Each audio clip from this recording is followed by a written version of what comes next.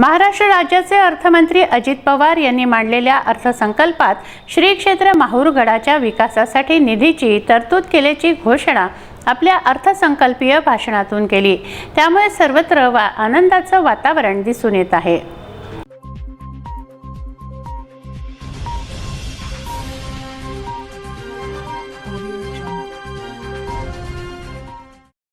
राज्याच्या अर्थसंकल्पात श्री क्षेत्र माहूरगडच्या विकासासाठी निधीची तरतूद केल्याची घोषणा अर्थमंत्री अजित पवार यांनी विधानसभेत केली।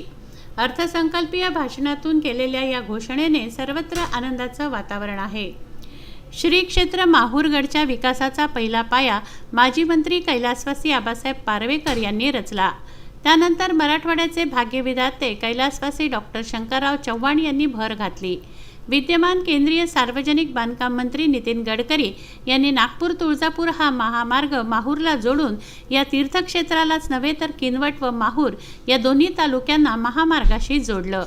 मात्र तत्कालीन मुख्यमंत्री तथा विद्यमान पालकमंत्री अशोक चव्हाण यांनी जिल्हाधिकारी नांदेड यांच्या अध्यक्षतेखाली तीर्थक्षेत्र विकास प्राधिकरणाची स्थापना करून या तीर्थक्षेत्राच्या सर्वांगीण विकासाकरता 79 कोटी रुपयांच्या आराखड्याला मान्यता देऊन 27 कोटी रुपयांचा निधी उपलब्ध करून दिला। त्यातून शहरातील दत्त चौक टी पॉइंट ते गरुड गंगेपर्यंत भव्य असा सीसी रोड करण्यात आला। हा रस्ता व कडेला उभारण्यात आलेले पथदिवे आज इथल्या नैसर्गिक सौंदर्यात अधिकच भर घालत आहेत। उर्वरित निधीतून श्री दत्त शिखर संस्थानवर शौचालय उभारण्यात आले आहेत। त्यांच्याच पुढाकारातून केंद्र सरकारच्या निधीतून निसर्गाच्या कुशीत भव्य यात्री निवास उभारण्यात आलं।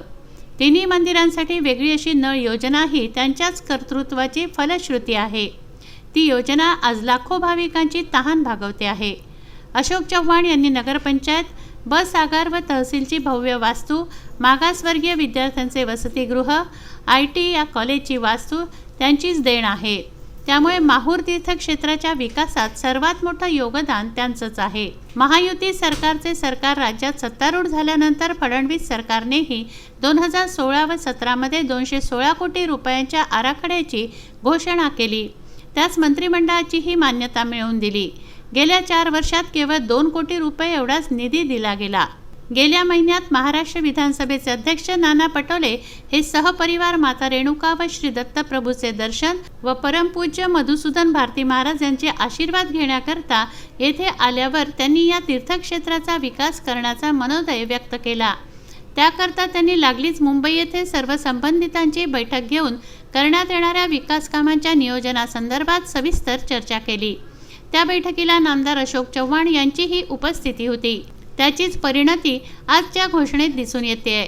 माहूरगडाच्या विकासासाठी शासनाने अर्थसंकल्पात तरतूद केल्याची बाब अभिनंदनीय व स्वागतार्ह। या निधीतून शहरासह सर्व धर्मीय तीर्थस्थळांचा विकास व्हावा ही अपेक्षा व्यक्त करण्यात येत आहे। माहूरगडाच्या विकासासाठी व राखलेल्या सर्व प्रश्न मार्गी लावल्याबद्दल अर्थमंत्री अजित पवार, नाना पटोले, अशोकराव चव्हाण व सर्व मंत्रिमंडळाचे मनस्वी अभिनंदन श्री रेणुकादेवी संस्थान माहूरचे विश्वस्त संजय कांडव यांनी केला आहे। कृतज्ञता व्यक्त केली आहे। संजय घोगरे, राजू दराडे, विदर्भ न्यूज, माहूर।